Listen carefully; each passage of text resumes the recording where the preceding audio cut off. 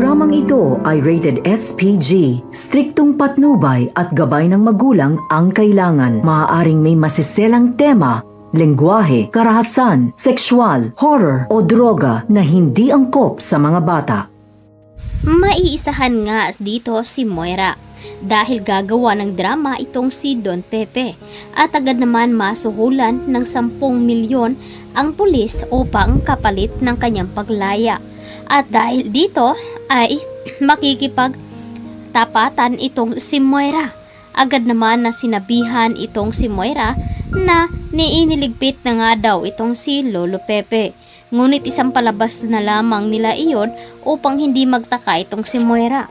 At sa pagkakataong ito ay may nakalaan na nga na plano dito ni Don Pepe laban kay Moira. Samantalang matapos nga nilang mag-usap dito ni Giselle at ni Moira at ni Robert pati na rin si Nerissa. Umalis na nga ang sinasakyan dito ni Moira, ngunit natanaw naman dito ni RJ at ni Giselle at agad nila itong pinasundan.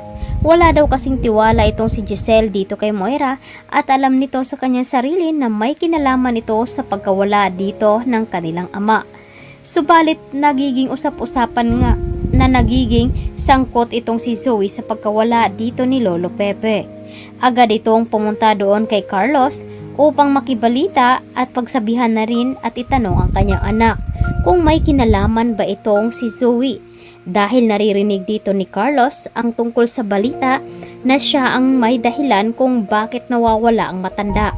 Siya kasi ang huling kausap dito at kasama ni Lolo Pepe.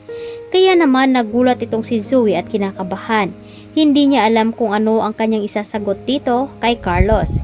Sasabihin na nga ba dito ni Zoe na may alam na nga itong si Lolo Pepe tungkol sa kanilang sikreto na nagpadiin nga ito sa kanila ni Zoe. Ngunit nagpapanggap nga itong si Zoe na wala siyang alam. Kaya naman kampante itong si Lolo Pepe na pinagluluko lamang sila dito ni Moira. Naniwala naman itong si Lolo Pepe na walang kasalanan itong si Zoe, ngunit matagal na pala niyang alam. At ngayon ay gusto pang tulungan itong si Moira sa pagpapahirap at pagtago dito kay Lolo Pepe. Agad naman na bahala at nag-aalala itong si Zoe at baka kung ano daw ang mangyayari dito kay Lolo Pepe dahil kahit papano ay tinuturing niya pa rin itong lolo. Subalit itong si Moira ay gusto na nga niya itong ipaligpit upang matahimik na ang kanilang buhay. Ngunit sinabi naman dito ni Moira na hindi naman daw sila mamamatay tao. Kaya itatago lamang daw nila ito upang hindi makapagsumbong dito kay Robert.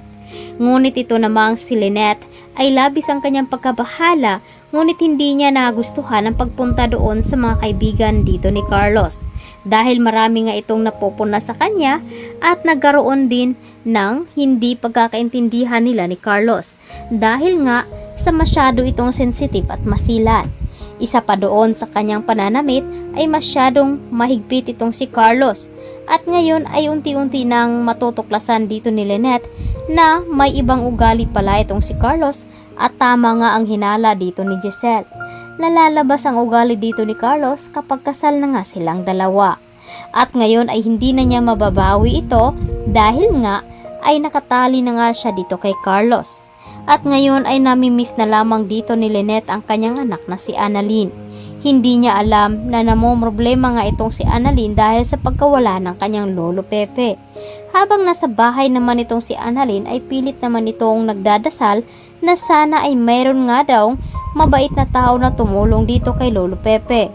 At ito nga ang pulis dahil nga sa pag-alok dito ng 10 milyon ni Lolo Pepe ay pumayag naman ito na makatakas siya at pakawalan siya doon.